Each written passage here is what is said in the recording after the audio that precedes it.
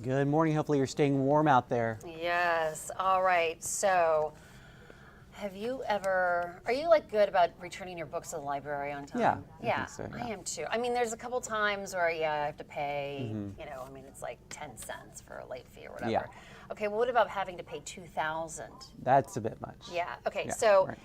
no one's paying this $2,000 for this late book, but originally this book was checked out in 1973. It's a copy of the early work of Aubrey Beardsley's, and it finally made it back to its home library.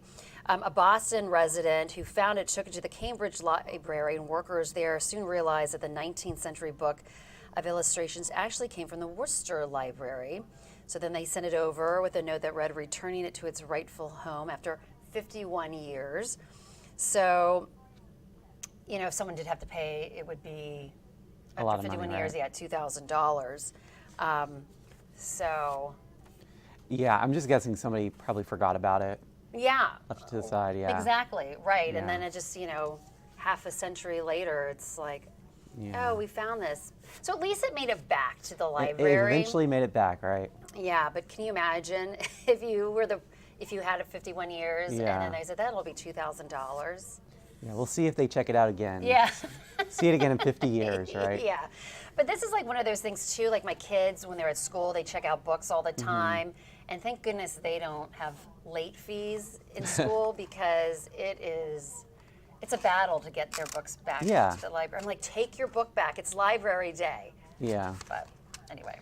Anyway, yeah, glad to see that they've actually Yeah. went ahead and returned that. I mean, honestly, if Yeah. you saw an old book from an old library, I probably would you wouldn't- think to return it? Probably no, not. Yeah, probably right. not. I would have just assumed that it had been like sold. Sometimes libraries sell old Sell books and books, things, yeah. so I probably would have thought that. But anyway, it's kind of neat. You kind of wonder, where has it been all these years? How many different spots? Yeah.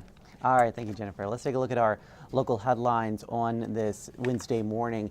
It's a somber day at UVA. It's been 2 years since the deaths of Deshaun Perry, Lavelle Davis Jr., and Devin Chandler.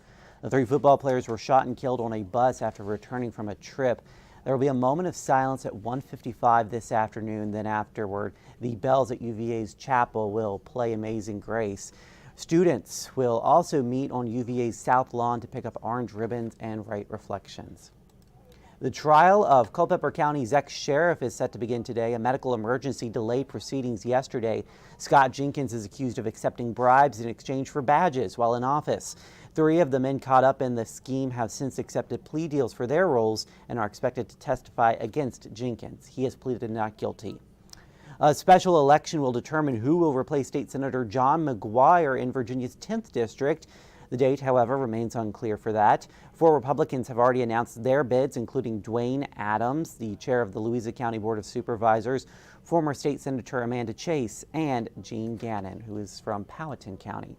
And the Salvation Army of Charlottesville is teaming up with Labor Max Staffing to host a blanket drive. There are donation boxes spread across the city of Charlottesville for people to drop off new or gently used blankets. All the donations will be passed out this Saturday, November 16th, along the downtown mall. The goal is to collect 3,000 blankets, and they're hoping to get all these donations in by this Friday. So you have 2 more days to donate to that. And great cause. Great cause. You could definitely use a blanket this morning. Yeah, a couple of blankets. We got a cold one out there. 20s across the valley this morning, 30s in Central Virginia. Make sure you do bundle up, have a hot breakfast.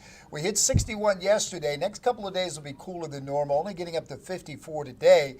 And then finally some needed rain. It's going to be a widespread event. We could see up to an inch of rain tomorrow.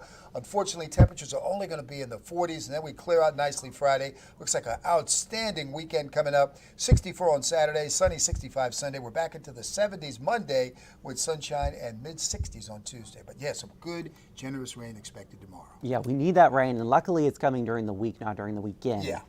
All right, thank you, David. All right, we will see you again on 29 News at noon. Here's a live look at traffic on this Wednesday morning at US 29 at Rio Road. Things moving smoothly. You can always catch us live, of course, on 29news.com and the 29 News app. Have a great morning.